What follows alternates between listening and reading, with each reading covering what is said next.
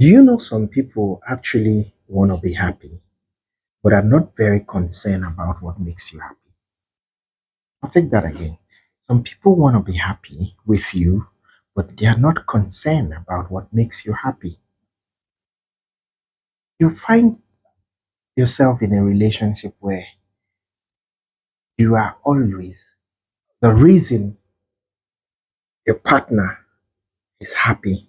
You are always the reason why they enjoy themselves. They are always the reason why they smile, why they have the peace of mind. But when you flip the coin and express how you want to be treated, or express things that makes you feel loved and appreciated, it begins to seem like you are overreacting or you're acting too much. Welcome to Alien Abin. Today we'll be talking about understanding what you want in a relationship such that you don't find yourself in a relationship where you are just the giver of happiness or you're not a recipient of it. A lot of people come into a relationship with this goal that as long as I am happy, I am going to do what I want. As long as it takes, for as long as it takes, and as long as it keeps me happy, I'm going to be in that relationship. They are not coming to better your life. They are not coming to add value to the relationship. They are just coming for what they would benefit and the happiness they would derive from being with you. Many a times, you find people who tell you, this is what I want, this is what you do that makes me happy, this is how I love to be treated, which is on its own, it's not a bad thing. But for you to get this kind of treatment, what are you ready to let go of? What are you ready to also give to ensure that the other party is happy? So many people come into a relationship with pains, with anguish, as a result of what they went through in their previous relationship. And if you find yourself in this kind of relationship, just know that you are heading for doom because their mind is so fixated on the fact that they are never going to sacrifice anything to make you happy because the previous relationship they had, they gave so much but ended up being hurt. They gave so much but ended up having nothing to show for it. Relationship is not a place where you go express your pain,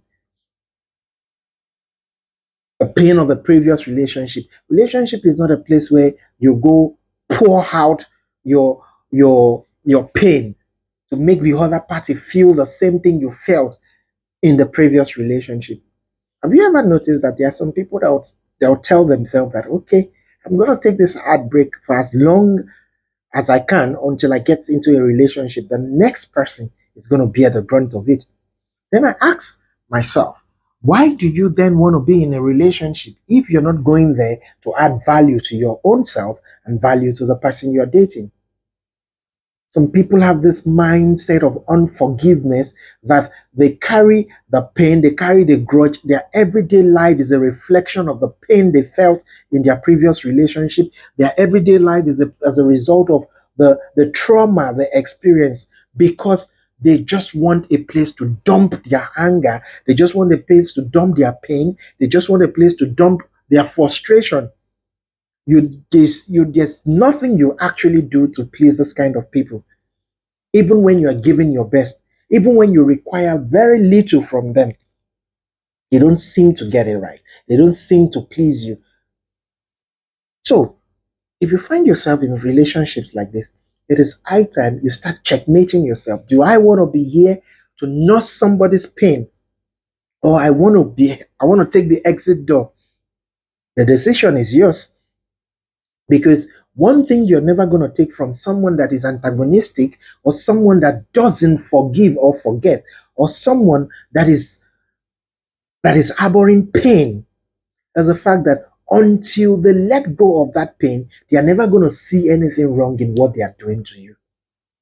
When you complain, all that comes back to their mindset is when I was complaining in my previous relationship, that the person here, why should I give a hook about it? When I went through this, who was there to tell the other party not to do it? Why should I care?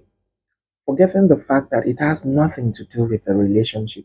Sometimes they bring in this pain from the previous relationship and they come spoil a seemingly perfect relation. Then over time, you start wanting that same person. You start wanting that same person in another person's body after you've lost that relationship, after you've lost that good person. You start wishing you had done better.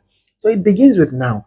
If you're the type that you've got so many pain, so many trauma, I would advise you take some time to heal before stepping into that relationship, because if you get into that relationship and you ruin it, you're limiting your chances of finding happiness and you'll always remain pained.